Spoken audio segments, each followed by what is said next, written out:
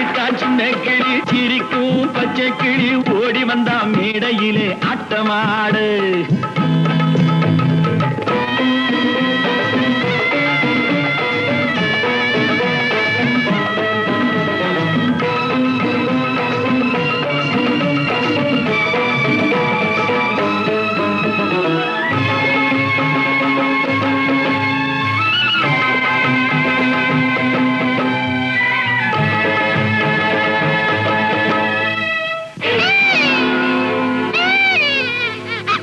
துன்பம் வரும் வேளையிலே சிரிங்க என்று சொல்லி வச்சார் வள்ளுவர் சரிங்க.